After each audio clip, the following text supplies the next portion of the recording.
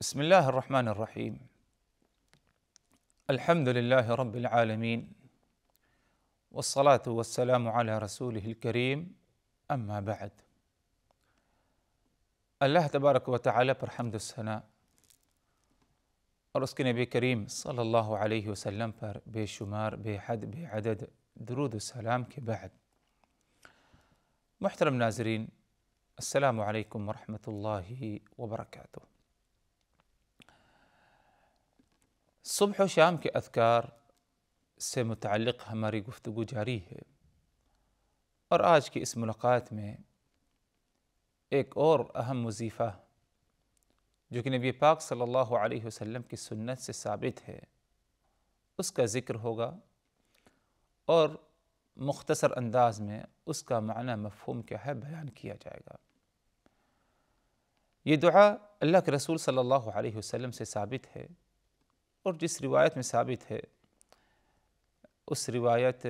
کو پڑھنے سے پہلے آپ حضرات کے سامنے دعا پڑھ دی جائے، اس کے بعد کیا ہے اس کی تفصیل میں جاتے ہیں۔ دعا اس طرح ہے ناظرین: امسینا وامسی الملک للہ والحمد للہ لا الہ الا اللہ وحدہ لا شریک لہ لہ الملک ولہ الحمد وہو علی کل شیء قدیر رب اسألک خیر ما فی هذه اللیلہ وخیر ما بعدها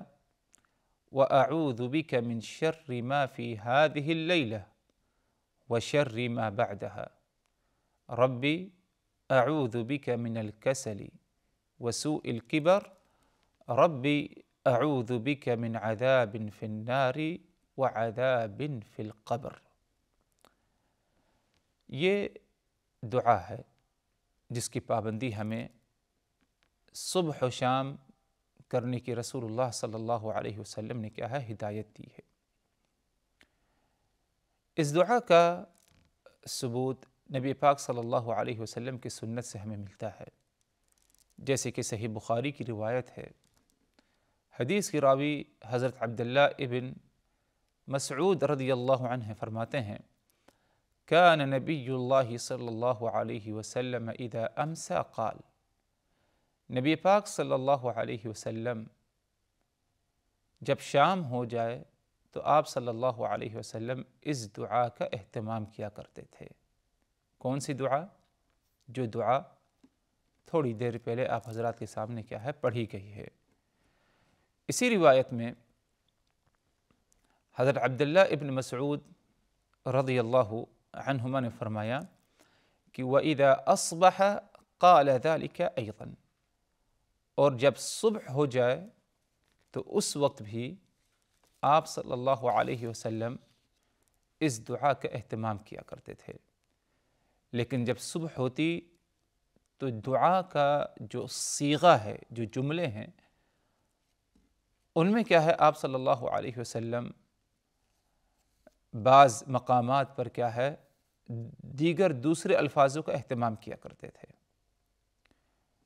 اور یہ اہتمام کرنے کی وجہ یہ ہے کیونکہ جو دعا پڑھی گئی ہے تھوڑی دیر پہلے آپ حضرات کے سامنے ناظرین، اس میں ہے امسا، امسینا و امس الملک، کہ ہماری صبح ہوئی اور پوری کائنات کی صبح ہو گئی۔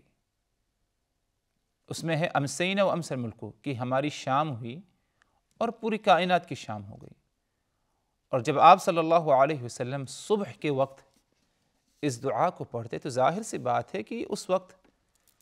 شام نہیں ہے، اس وقت صبح ہے، تو اسی لیے آپ صلی اللہ علیہ وسلم اس وقت کہا کرتے تھے اصبحنا واصبح الملک للہ، کہ ہماری صبح ہوئی اور تمام کائنات کی بھی کیا ہے صبح ہو گئی۔ تو اسی لیے صبح کے وقت اگر اس دعا کا اہتمام کرے بندہ تو اس وقت اس طرح دعا پڑھے جس طرح آپ حضرات کے سامنے ابھی پڑھی جا رہی ہے۔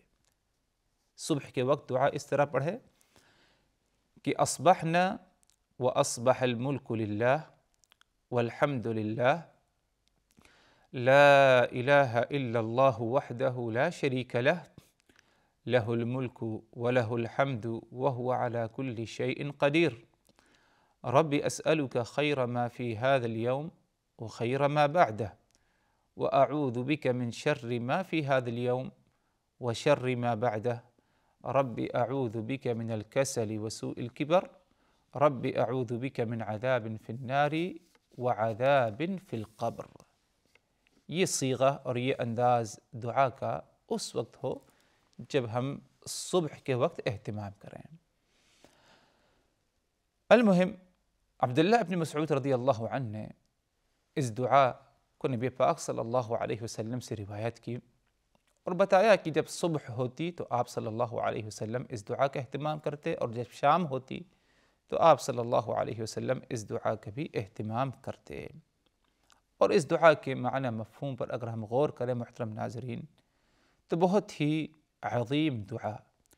اور بہت ہی اہم وظیفہ ہے۔ ہر مسلمان کو چاہیے کہ اس اہم دعا، اس اہم وظیفے کی پابندی ہر صبح و شام کو کرے۔ اگرچہ واضح طور پر اس روایت میں عبداللہ ابن مسعود نے اللہ کے رسول سے مروی کوئی فضیلت تو بیان نہیں کی کہ جس نے اس دعا کی پابندی کی تو اسے فلاں چیز ملے گی یا فلاں نعمت یا فلاں بدلہ اسے دیا جائے گا، اس طرح اس حدیث میں اس کا کوئی ذکر تو نہیں ہے، لیکن اس کے باوجود اس کی پابندی اگر بندہ کرتا ہے تو وہ محروم نہیں رہے گا نیکیوں سے، بلکہ اسے نیکیوں سے نوازا جائے گا۔ یہی کیا کم ہوگا محترم ناظرین کہ بندہ جب اس دعا کی پابندی کرے صبح و شام،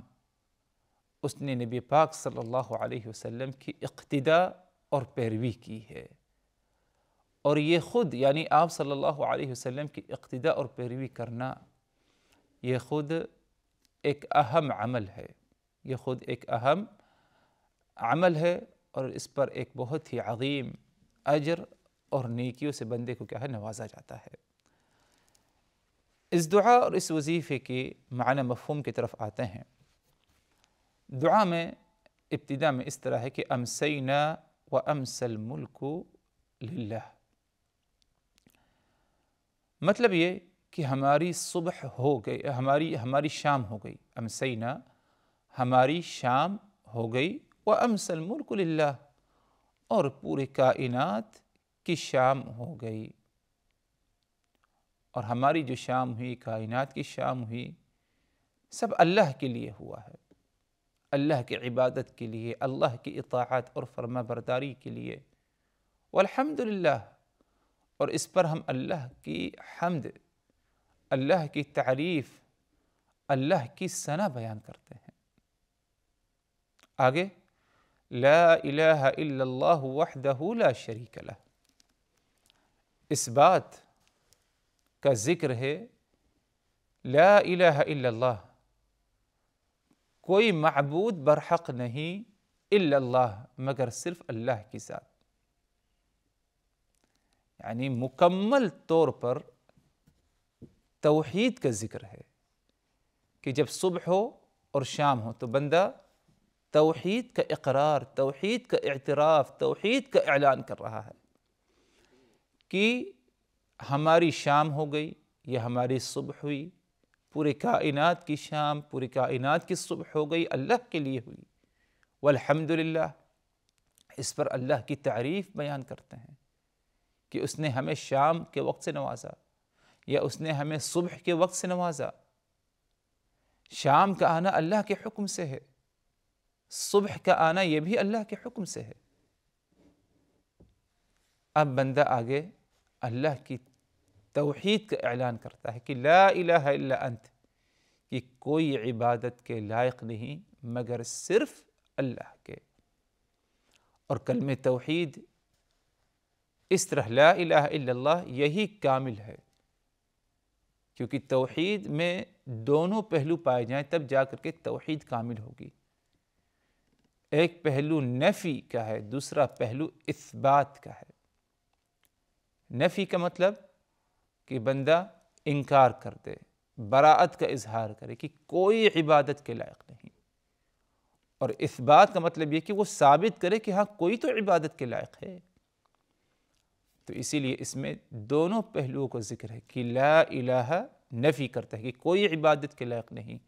الا اللہ۔ اب ادھر ثابت کر رہا ہے کہ اگر عبادت کے لائق کوئی ہے تو وہ صرف اور صرف ایک ذات اللہ کی ذات ہے۔ آگے ہے اس دعا میں وحدہ لا شریک لک، اللہ کی ذات واحد ہے،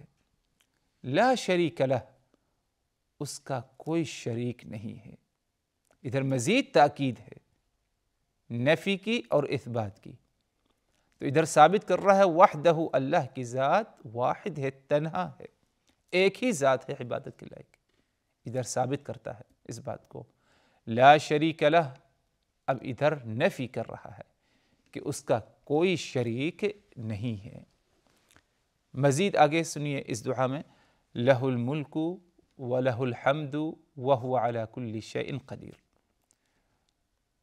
اسی کی حکومت ہے، اسی کی کیا ہے ملکیت میں تمام چیزیں ہیں، وہی مالک ہے۔ دنیا میں جو کچھ ہے وہ اس کا مالک ہے، وہی اس کا مالک ہے۔ قیامت والے دن جو کچھ ہوگا وہی اس کا کیا ہے مالک ہے۔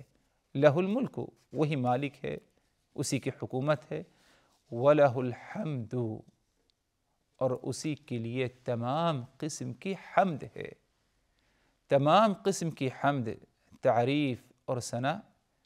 صرف اللہ ہی کے لیے ہے، وہی اس کا مستحق ہے۔ وَهُوَ عَلَى كُلِّ شَيْءٍ قَدِيرٌ، اور وہ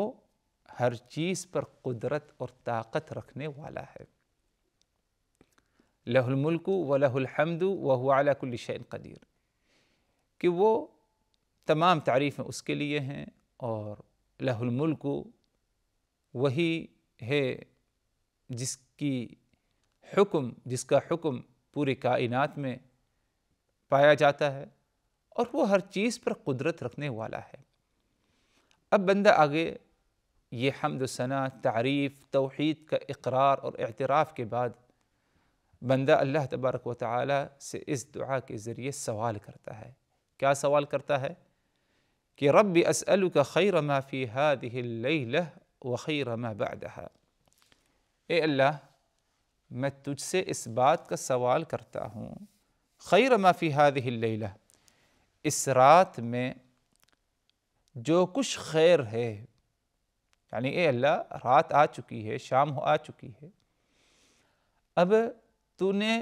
جس خیر کا ارادہ کیا ہے اس رات میں،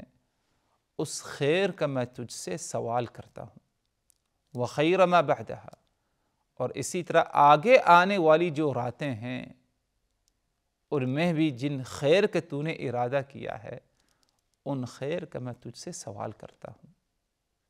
رات کے وقت کیا کچھ بھلائیاں ہوں گی، کیا کچھ تیرے حکم سے بھلائی پائی جائیں گی اے اللہ، چاہے آج کی رات ہو، آگے آنے والی راتیں، ان تمام خیر و بھلائی کا تجھ سے میں سوال کرتا ہوں کہ تو مجھے ان خیر اور بھلائیوں سے کیا ہے نواز دے۔ آگے فرماتا ہے بندہ اس دعا کے ذریعے جب دعا کا اہتمام کرے گا کہ وَأَعُوذُ بِكَ مِن شَرِّ مَا فِي هَذِهِ اللَّيْلَةِ وَشَرِّ مَا بَعْدَهَا، اے اللہ تعالیٰ، اے میرے پروردگار، اس رات کو جو کچھ تیرے طرف سے شر رکھ دیا گیا ہے، اس شر سے میں پناہ طلب کرتا ہوں تیری، اور صرف یہ رات نہیں، اس کے بعد جو راتیں آنے والی ہیں ان راتوں میں بھی شر پایا جائے گا، تیرے طرف سے کچھ شر رکھ دیا گیا ہے، تو ان شر سے بھی میں تیری کیا ہے پناہ طلب کرتا ہوں۔ تو بندہ رات میں جو کچھ بھلائیاں خیر ہیں اللہ سے سوال کر رہا ہے، اور رات میں کسی بھی قسم کا اگر شر ہے اور اس شر سے محفوظ رہنے کے لیے بچا رہے بندہ اللہ تبارک و تعالی کی پناہ طلب کرتا ہے۔ مطلب یہ ہوا کہ اللہ اے پروردگار شام ہو چکی ہے، اب میں اپنے آپ کو تیرے حوالے تیرے سپرد کر دے رہا ہوں کہ تو مجھے بھلائیوں سے نواز اور شر سے تو مجھے کیا ہے محفوظ رکھنا۔ اور اگر یعنی صبح کے وقت ہے تو ظاہر سے بات ہے کہ اس دعا میں تبدیلی کرنی ہوگی، جیسے کہ وہ بھی ثابت اللہ کے رسول سے دعا پڑھی گئی تھی، تو اس میں رات کا ذکر نہیں آئے گا بلکہ صبح کا ذکر آئے گا. تو بندہ اس میں کہے گا کہ رب اسألک خیر ما فی هذا اليوم وخیر ما بعدہ، اے اللہ صبح ہو چکی ہے، دن آ چکا ہے،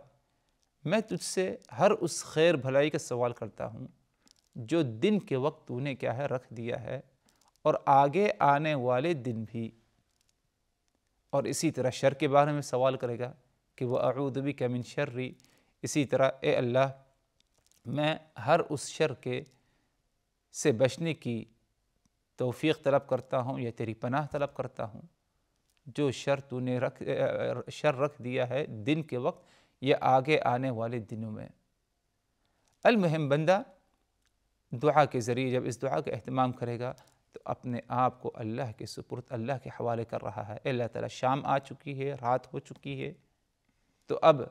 اس میں جو کچھ خیر ہے میں تجھ سے کیا ہے سوال کرتا ہوں، جو کچھ شر ہے میں تیری پناہ طلب کرتا ہوں. آگے بندہ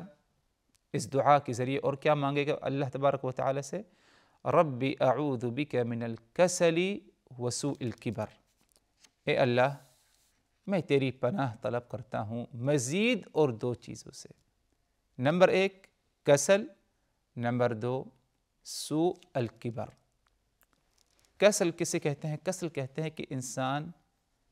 سست پڑ جائے، کاہل ہو جائے، اس کے اندر، اس کے نفس کے اندر یہ چیز نہ پائی جائے کہ نیکی کی طرف مائل ہو، نیکی کرنے کا جذبہ اس کے اندر نہ پایا جائے، حالانکہ اس کے اندر طاقت ہے، بدن صحت ہے، لیکن اس کے باوجود سستی، کاہلی، لاپرواہی پائی جاتی ہے. تو بندہ اس دعا کے ذریعے جب دعا کا اہتمام کرے گا کہ کہے گا رب اعوذ بک من الکسل، اے اللہ میں کسل سے پناہ طلب کرتا ہوں، وسوء الکبر. اور جب انسان عمر دراز ہو جاتا ہے، سٹھیا جاتا ہے، بہت کچھ پریشانیوں کا سامنا کرنا پڑتا ہے، کمزور پڑ جاتا ہے، اس معاملے سے بھی اللہ تبارک و تعالیٰ کی پناہ طلب کر رہا ہے. اور اسی دعا کے اخیر میں بندہ اللہ تبارک و تعالیٰ سے جہنم کی آگ سے اور عذاب قبر سے بھی اللہ تبارک و تعالیٰ کی پناہ طلب کرتا ہے.